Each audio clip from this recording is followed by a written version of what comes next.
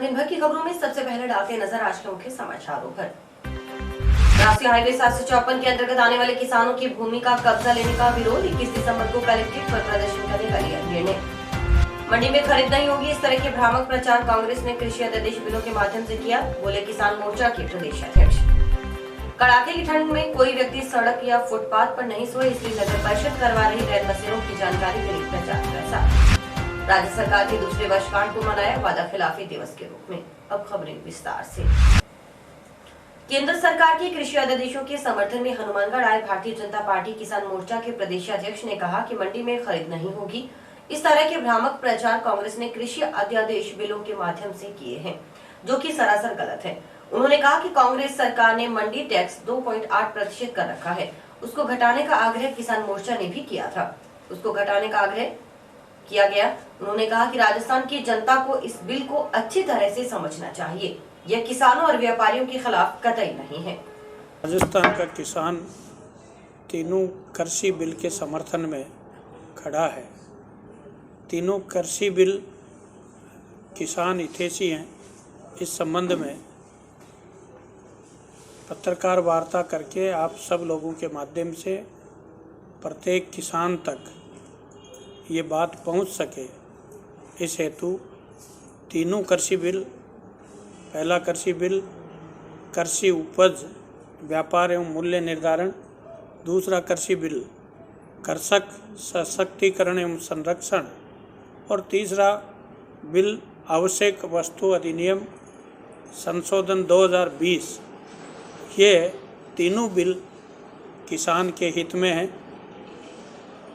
यहाँ पर हनुमानगढ़ जिले में पल्लू में किसान चौपाल में बैठे किसानों से चर्चा करने के बाद सब किसान इस बात से संतुष्ट थे कि राजस्थान का किसान कृषि बिल के समर्थन में मोदी जी के साथ खड़ा है।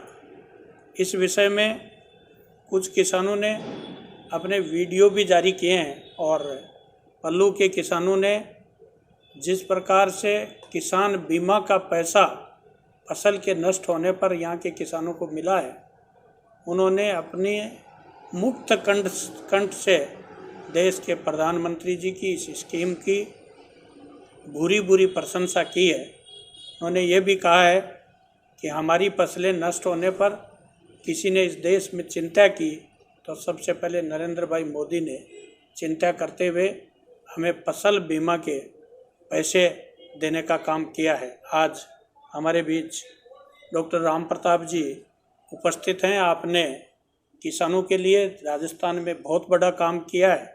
आपने भले ही इस फसल बीमा के विषय को केंद्र तक उसी समय अपनी मेहनत के आधार पर लगभग 250 करोड़ रुपए यहाँ के किसानों को फसल बीमा के मुआवजे के रूप में मिले हैं।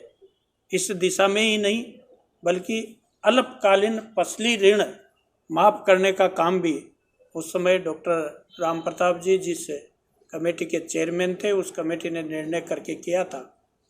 यहाँ की सरकार किसानों को संपूर्ण कर्ज माफ़ का वादा करके और उनके बोर्ड को ठक्कर सत्ता में आने के बाद इस अपने काल में बार आग्रह के पश्चात केंद्र से न्यूनतम समर्थन मूल्य पर बाजरे की खरीद करने के लिए केंद्र सरकार से यहाँ की सरकार ने किसी प्रकार का कोई आग्रह नहीं किया। और मुझे आश्चर्य है कि पड़ोस के राज्य में जो बाजरा 2150 रुपये बिकता है, राजस्थान के किसान का बाजरा 1300 रुपये पर बेचने में राजस्थान का किसान मजबूर है।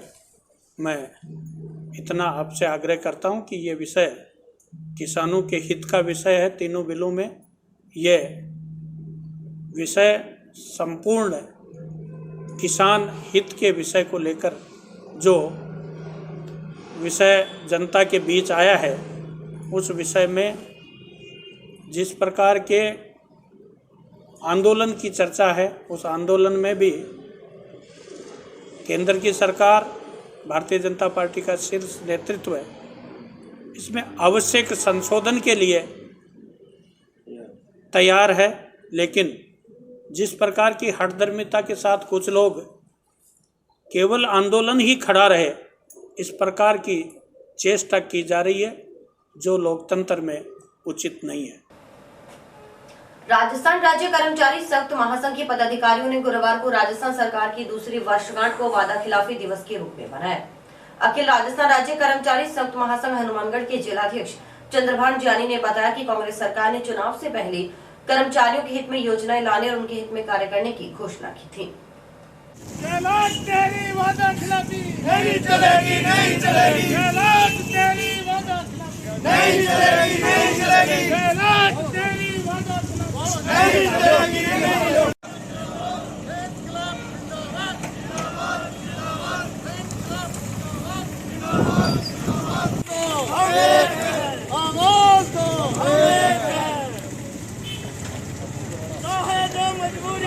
हमारी मांगे पूरी हो, चाहे जो मजबूरी हो। हमारी मांगे पूरी हो, चाहे जो मजबूरी हो। हमारी मांगे पूरी हो। इनकलाब जिंदाबाद, जिंदाबाद, जिंदाबाद। इनकलाब जिंदाबाद, जिंदाबाद, जिंदाबाद, जिंदाबाद, जिंदाबाद। हमारी एकता जिंदाबाद, जिंदाबाद, जिंदाबाद। अशोक तेरी तानाशाही नहीं चलेगी, नहीं चलेगी। गहलोत तेरी तानाशाही नहीं चलेगी, नहीं चलेगी। जो हमसे टकराएगा मिट्टी में मिल जाएगा, जो हमसे टकराएगा मिट्टी में मिल जाएगा। इनकलाब जिंदाबाद, जिंदाबाद, जिंदाबाद। राजस्थान सरकार की आज दूसरी वर्षगांठ है और कर्मचारी संघ इस वर्षगांठ का वादा खिलाफी दिवस के रूप में मनाने जा रहा है। कर्मचारियों की मांगों को सरकार ने नहीं सुना है। राजस्थान सरकार ने घोषणा पत्र जारी किया था चुनाव से पहले कि अगर कांग्रेस सरकार राज्य में आती है तो हम कर्मचारियों के कल्याण के लिए योजनाएं लाएंगे, कर्मचारियों की वेतन विसंगति दूर करेंगे, कर्मचारियों की समस्याओं को सुनेंगे। और आज तक सरकार ने कोई वार्ता नहीं की है, सुनना तो दूर की बात है, कोई वार्ता नहीं किया है। उसके खिलाफ मैं आज जिला हनुमानगढ़ कर्मचारी संयुक्त महासंघ वादा खिलाफी के रूप में कांग्रेस के जन घोषणा पत्र को होली जलाकर विरोध प्रदर्शन किया। राष्ट्रीय हाईवे 754 के अंतर्गत आने वाले किसानों की भूमि का कब्जा लेने के विरोध में 754 के कार्यकर्ताओं की बैठक गुरुवार को हुई। किसान नेता सुरेंद्र शर्मा ने बताया कि सरकार ने जमीन का कब्जा लेने का आदेश निकाला है। इस संदर्भ में आज बैठक हुई है। बैठक में 21 दिसंबर को कलेक्ट्रेट पर प्रदर्शन करने का निर्णय लिया गया है। उन्होंने बताया कि अगर प्रशासन ने खेत में घुसने का प्रयास किया तो डटकर मुकाबला करेंगे।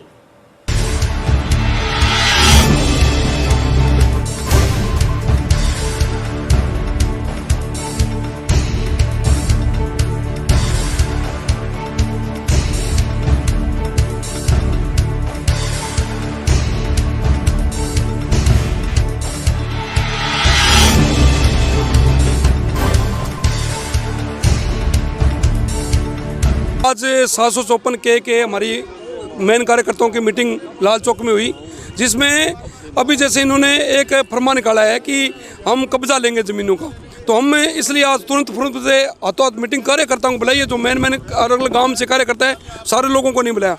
21 तारीख को दिसंबर को हम जिला कलेक्टर के ऊपर घेराव करेंगे और वहाँ पे बहुत बड़ा प्रदर्शन होगा, जिसमें सुप्रीम कोर्ट के और किसान नेता रमेश दलाल भी आएंगे। और हम ये एक बात आपके माध्यम से कहना चाहते हैं कि अगर प्रशासन ने थोड़ी सी हिम्मत की, अगर थोड़ा सा हमारे खेत में जाकर नुकसान किया, अगर ये कहते हैं बुलडोजर लेके जाए, हमारे खेत में पैर रख के दिखा दे, हम इनसे मुकाबला करेंगे। ज़मीन ऐसे नहीं देंगे। हमने ना तो मुआवजा उठाया, अभी तक मुआवजा भी नहीं उठाया और हमारी ऊपर बात चल रही है।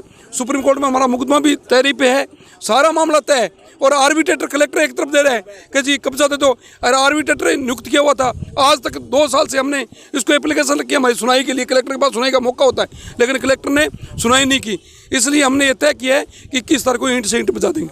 अभी पिछले कुछ दिनों से एसडीएम और कलेक्टर के माध्यम से एनएचआई वाले आदेश निकलवा रहे हैं और उसके समर्थन में पटवारी और ठेकेदार के कारिंदे, पता नहीं है वह कौन कहाँ से लेकर के आते हैं, वो भोले भाले किसानों को जो कम आते हैं, आंदोलन के अंदर जुड़े हुए नहीं है या खेतों में काम कर रहे होते हैं, उनको जा कर के डरा रहे हैं कि हम इतनी तारीख को आकर के आपसे कब्जा ले लेंगे, आपकी फसल को रौंद देंगे।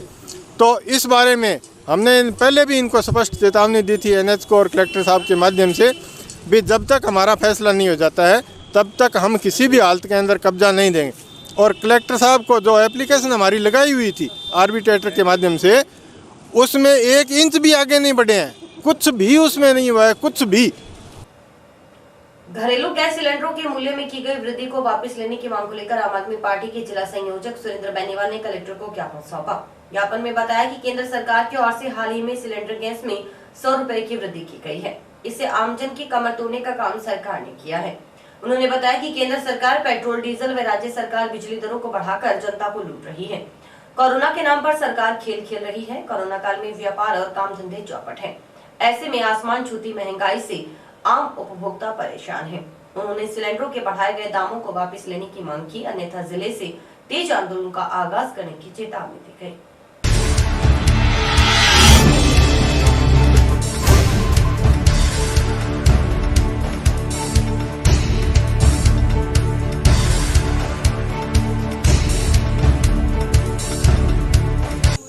केंद्र की सरकार द्वारा हाल ही में जो गैस के मूल्यों में वृद्धि की गई है 100 रुपये प्रति सिलेंडर की दर से, वो राजस्थान में आम उपभोक्ता का कमर तोड़ने के लिए पर्याप्त है।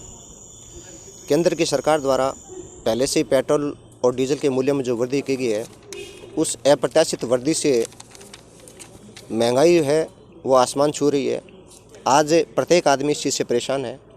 राजस्थान की गरीब जनता दोहरी मार झेल रही है। एक तरफ केंद्र की सरकार जो है वो पेट्रोल, डीजल और गैस के मूल्यों के माध्यम से लूट रही है, दूसरी तरफ राजस्थान की जो सरकार है वो बिजली बिलों में भारी बढ़ोतरी करके जनता का जो है शोषण कर रही है। आम आदमी पार्टी हनुमानगढ़ दोनों सरकारों से निवेदन कर रही है कि जनता को लूटना बंद करें और जनता को राहत दें। कोरोना के नाम पर इस समय जो खेल खेला जा रहा है, लोगों के पास रोज़गार नहीं है, रोज़गार छीने जा रही है, नौकरियां हैं नहीं, व्यापार और काम धंधे चौपट है और केंद्र और राजस्थान की सरकार अपनी जेब भरने के लिए जो है वो उपभोक्ताओं का शोषण कर रही है। पहले डीजल और पेट्रोल की मूल्य वृद्धि की गई है अप्रत्याशित, उसके बाद गैस के दामों में 100 रुपये की जो वृद्धि की गई है वो आम उपभोक्ता के लिए कोड में खाज का काम कर रही है। हर आदमी परेशान है और आज हम ज्ञापन के माध्यम से आम आदमी पार्टी हनुमानगढ़ जो है वो केंद्र सरकार को चेताने जा रही है कि इस फैसले को अविलंब वापस लिया जाए, अन्यथा जो है हनुमानगढ़ ज़िले से एक आंदोलन का आगाज होगा और उसका अंजाम क्या होगा ये जनता ही बताएगी। 132 केवी ग्रिड सब स्टेशन गोलूवाला में रखरखाव कार्य के चलते शुक्रवार को बिजली सप्लाई सुबह 11 से दोपहर 2 बजे तक बंद रहेगी। एएन राजीव बांगा ने बताया कि इससे सब स्टेशन संबंधित एरिया की बिजली आपूर्ति बाधित रहेगी। विजय दिवस के उपलक्ष्य में भटनेर किंग्स क्लब की ओर से सामाजिक सरोकार के तहत जंक्शन में बाईपास स्थित baby happy modern PG college में गुरुवार को रक्तदान शिविर का आयोजन किया गया। यह शिविर तरुण बंसल के पिता की स्मृति में आयोजित किया। रक्तदान शिविर में पहुंचे जिला कलेक्टर जाकिर हुसैन ने रक्तदान शिविर का उद्घाटन किया। उन्होंने कहा कि रक्तदान सबसे बड़ा दान है। रक्तदान से दूसरों की जिंदगी को बचाया जा सकता है। जिला कांग्रेस कमेटी के पूर्व उपाध्यक्ष तरुण विजय ने कहा कि कोरोना काल में यह रक्त किसी जरूरतमंद के काम आएगा, इससे बड़ा कोई दान हो ही नहीं सकता।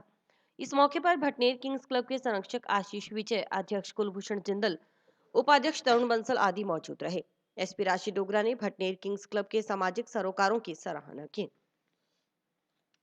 कैंप करवा रहे हैं, ये बहुत ही अच्छी और शानदार बात है। इसमें दोनों को फ़ायदा होता है, जो डोनर है उसको भी और जो हॉस्पिटल को तो होता ही होता है, क्योंकि हॉस्पिटल में तो दुनिया भर के एक्सीडेंट आते हैं और कैंसर के पेशेंट आते हैं, दूसरे पेशेंट आते हैं, परसुताएँ हैं, खून की कमी वाले। तो इन कैंप से जैसे ही हमें ब्लड बैग्स हमारे पास होते हैं, तो जैसे ही कोई आया इमरजेंसी में, उसको ये नहीं करना पड़ता कि तो पहले डोनेट करो, उसमें 2-3 घंटे लगते हैं प्रोसेस में। जब हमारे पास स्टोर ब्लड हो तो तुरंत हम उसको 10 मिनट में ही क्रॉस मैच करके ब्लड दे सकते हैं। और डोनर को ये है कि अगर वो फिट है पूरी तरह से तो उसको ये तो जितना 1 यूनिट ब्लड देता है वो 3 महीने में पूरा हो जाता है और नई कोशिकाएं जल्दी बनती हैं, RBCs हैं वो जल्दी बनती हैं। और दूसरी एक और चीज़, जो उसके ब्लड की सारी स्क्रीनिंग करते हैं हम, सारी जाँचें HIV, hepatitis C, hepatitis B और अन्य जाँचें VDRL वगैरह, तो सारे एक तरह की स्क्रीनिंग भी हो जाती है उस आदमी की कि सारे टेस्ट हो गए उसके। और साथ ही साथ फ़ायदा है, हॉस्पिटल में ब्लड स्टोर हो गया और हॉस्पिटल में भी ब्लड कंपोनेंट्स अलग अलग करते हैं। तो दूसरे जो केस आते हैं एल्ब्यूमिन कम होने के या बर्न केस आते हैं, तो उनको हम अलग से वो लगा सकते हैं। ब्लड देने से खून की कमी हो जाती है? बिल्कुल ही नहीं होती खून, बल्कि 1 यूनिट ब्लड देने पर ब्लड की जो सेल्स बनने की प्रक्रिया है वो थोड़ी फास्ट होती है और उसको फ़ायदा होता है। 3 महीने में वो पूरी हो जाती है, वो पूरी जल्दी हो जाती है, लेकिन 3 महीने का पीरियड हम मानते हैं, 3 महीने से पहले दोबारा नहीं दे सकता, ये पीरियड हमने बनाया हुआ है। क्लब के द्वारा जो रक्तदान शिविर का आयोजन किया गया है विजय दिवस के उपलक्ष्य में, इसके लिए मैं पूरे बिटनेस किंग क्लब के सदस्यों को बहुत बधाई देना चाहूँगा कि उन्होंने रक्तदान महादान है, ये ऐसा दान है जो कि सबसे बड़ा दान माना गया है, क्योंकि आप देख रहे हैं कि कोरोना में भी कैंसर पेशेंट, इनके लिए कोई भी एक्सीडेंट हो जाता है, सबसे ज़रूरी ब्लड की ज़रूरत पड़ती है। ब्लड के कारण हम किसी की जान बचा सकते हैं। मैं इसके लिए पूरे बिटनेस किंग क्लब के सभी सदस्यों को, स्पेशल इनके उपाध्यक्ष तरुण बंसल जी को, उन्होंने अपने पिताजी की याद में आज इतना बड़ा कैंप का आयोजन किया है, इसके लिए सभी को बहुत बधाई देना चाहूँगा और सभी से यही आग्रह करना चाहूँगा कि वे अपने बर्थडे पे, अपनी मैरिज एनिवर्सरी पे रक्तदान जरूर करें ताकि हम किसी की ज़िंदगी बचा सकें।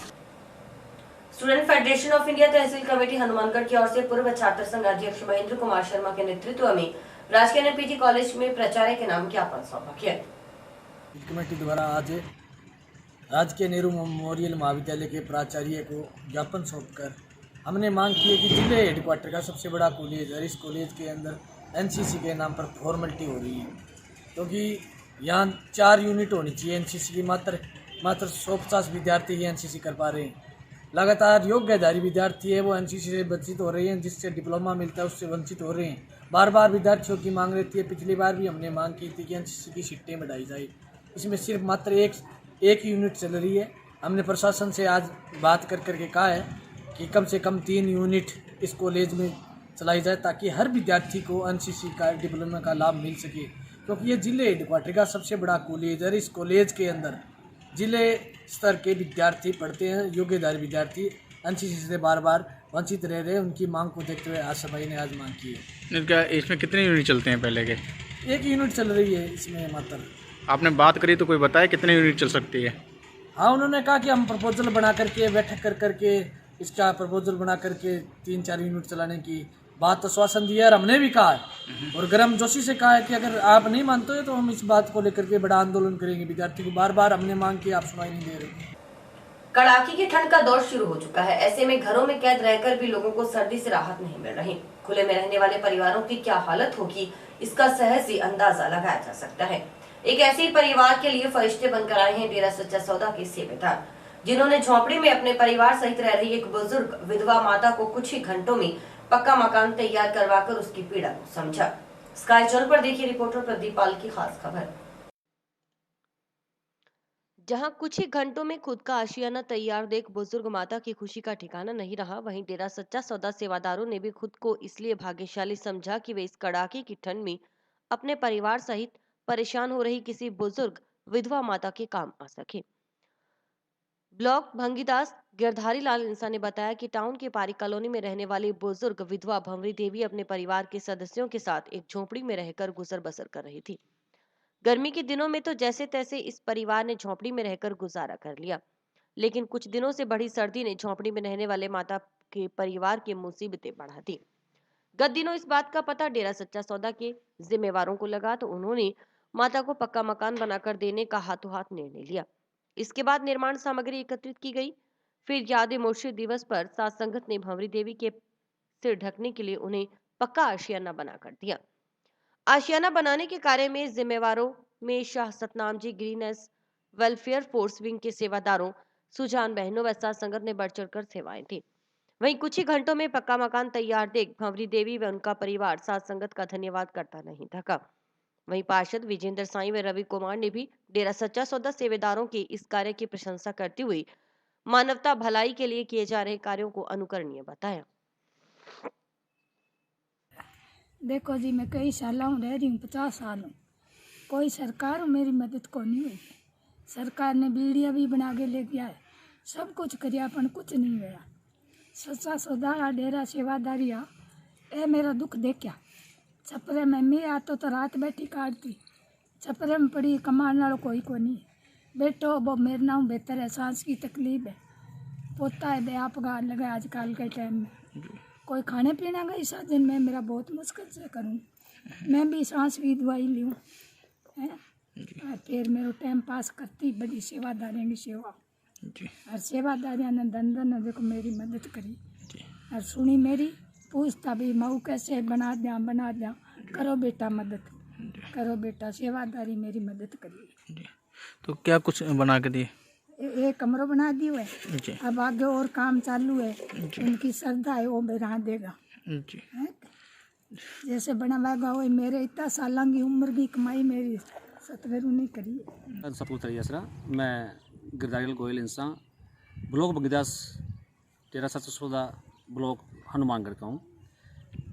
हम शास्त्रनाम जी ग्रीननेस वेलफेयर फोर्स विंग के सेवादार हैं और डॉक्टर संत गुरमीत राम रहीम सिंह जी इंसान के पावन नेतृत्व में, उनके मार्गदर्शन में मानवता भलाई के 133 कार्य कर रहे हैं। उनमें से एक है आशियाना मुहिम। इस मुहिम के तहत शास्त्रनाम जी ग्रीननेस वेलफेयर फोर्स विंग डेरा सच्चा सौदा के सेवादार मिलकर ज़रूरतमंद जो परिवार होते हैं उनको मकान बना के देते हैं। इसके लिए एक शर्त है कि उनके पास एक वैध प्लॉट होना चाहिए और उनके पास उस प्लॉट पर निर्माण कार्य के लिए कोई साधन अगर नहीं होते तो ये लोग किसी न किसी के माध्यम से हमारे तक पहुंचते हैं। जैसे एक पार्षद है या कोई उनके इलाके में समाज सेवी है या हमारे डेरा सच्चा सौदा के जो सेवादार हैं वो लगभग हर इलाके में रहते हैं, उनसे ये लोग संपर्क करते हैं। वहाँ से फिर हमारे पास एक इनकी तरफ से एप्लीकेशन आती है, हम इनसे कोई पहचान पत्र वगैरह साथ में लेते हैं। फिर डेरा सच्चा सौदा की जो ब्लॉक लेवल पर 15 मेंबर कमेटी है, ब्लॉक बंगीदास हैं, राज्य के स्तर पर 25 मेंबर कमेटी है, ये देखते हैं, जांच करते हैं कि क्या ये वाकई पात्र है और अगर ये मिलता है कि ये पात्र है तो फिर हम उनको आशियाना बना के देते हैं। इस आशियाना में हम एक कमरा, रसोई और लैट्रिन बाथरूम ये सब कुछ बना के देते हैं। इसके लिए डेरा सच्चा सौदा के द्वारा एक नक्शा बनाया गया हुआ है। जब भी ऐसा होता है तो हम उस नक्शे के अनुसार ये निर्माण कार्य करते हैं। जब हम ये निर्माण कार्य कर देते हैं, पूरा कर देते हैं, तो उसके बाद में उस परिवार की संभाल भी करते हैं। अगर उसे किसी प्रकार की कोई दिक्कत आती है, कोई राशन वगैरह की या वहाँ पर रहने की कोई दिक्कत आती है तो उसमें भी फिर हम उसमें कुछ सुधार कार्य करके देते हैं। इसी क्रम में ये पारी कॉलोनी में माता भंवरी देवी थी, तो ये इन्होंने हमारे डेरा सच्चा सौदा के जो यहाँ पर नज़दीक सेवादार हैं उनसे संपर्क किया और यहाँ के जो पार्षद हैं रवि सोनी जी और विजेंद्र जी, उनसे इन्होंने संपर्क किया। तो उनके माध्यम से यहाँ के जो जिम्मेवार हैं उनके पास एप्लीकेशन आई, इन्होंने संपर्क किया। हमने आके देखा कि इतनी ठंड का मौसम था और ये एक अस्थायी जो ढांचा था उसमें रह रहे थे, एक झोंपड़ी टाइप में कुछ बना हुआ था, तो वहाँ पर ये रह रहे थे और काफ़ी तकलीफ में थे। ये इनके लिए आय का कोई साधन नहीं था। इनके परिवार में जो मेंबर हैं वो भी इतने योग्य नहीं थे, कुछ बीमारियों से ग्रस्त हैं कि जो किसी प्रकार की आय अर्जित नहीं कर सकते थे। हम लोगों ने डेरा सच्चा सौदा की तरफ से अब तक 17 मकान बना के दिए जा चुके हैं जो कि टाउन और जंक्शन एरिया में है। कड़ाके की ठंड में कोई जरूरतमंद व्यक्ति सड़क या फुटपाथ पर नहीं सोए, इसलिए नगर परिषद ने शहर में रैन बसेरों की जानकारी के लिए प्रचार प्रसार करवाना शुरू कर दिया है। नगर परिषद से सुरेंद्र शेखावत ने बताया कि जंक्शन और टाउन दोनों जगहों पर रैन बसेरे बने हुए हैं। ऐसे में कड़ाके की ठंड में कोई भी जरूरतमंद व्यक्ति रोड या फुटपाथ पर नहीं सोए।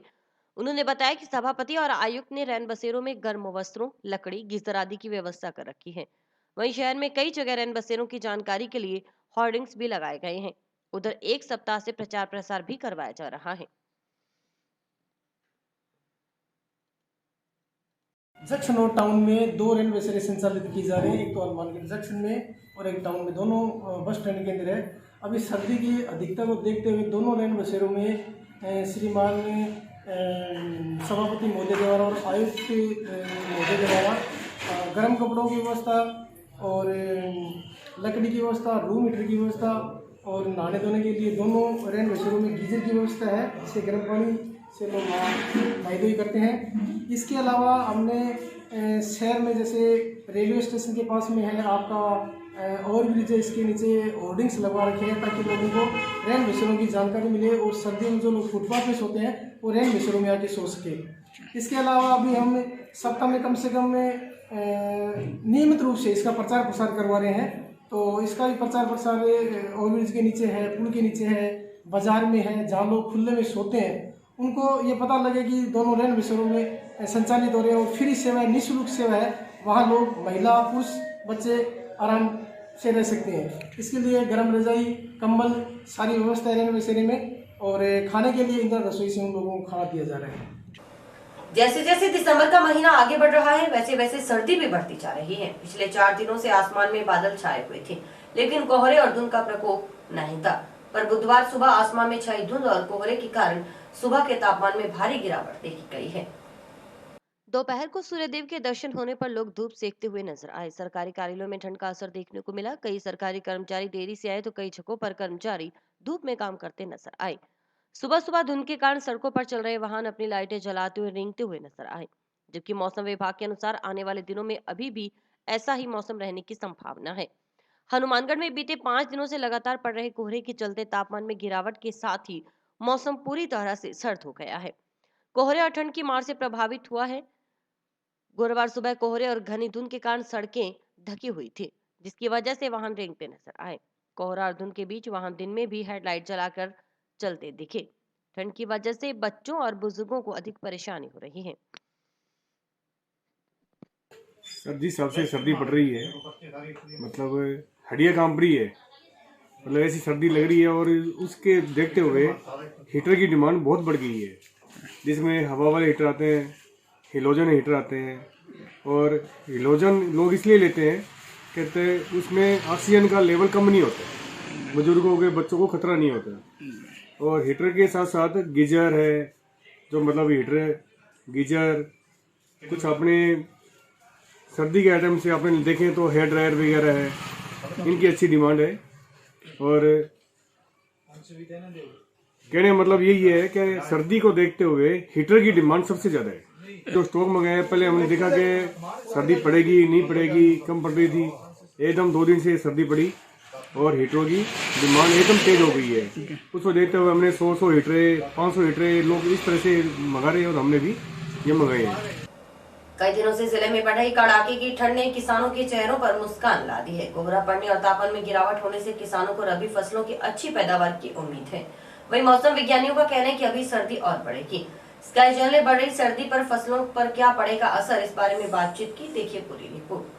किसानों के मुताबिक रबी फसलों के तहत प्रमुख फसलों में गेहूं, सरसों, चना, आलू आदि की फसलों को व्यापक फायदा पहुंचने की उम्मीद बढ़ गई है।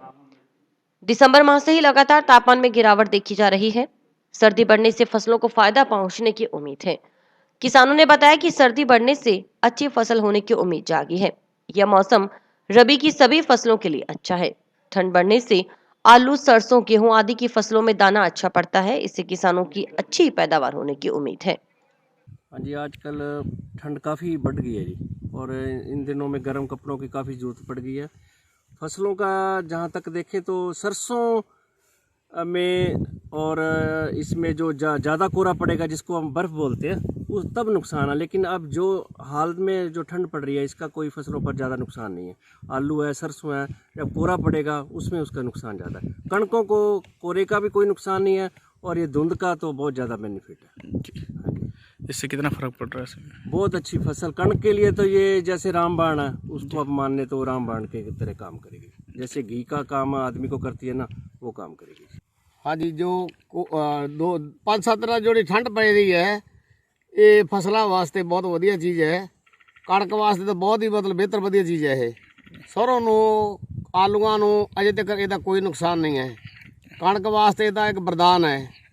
जिन्ना ठंड पैंदी है कणक उन्नी ज़्यादा वधिया हुंदी है सका जी। हाँ, पिछले साल तो थोड़ा बहुत ज़्यादा पै रही है, अगेती आ गई। पिछले साल थोड़ी लेट आई थी जी। और इसी के साथ समाचार समाप्त हुए। रोजाना देखते रहिए समाचार। नमस्कार।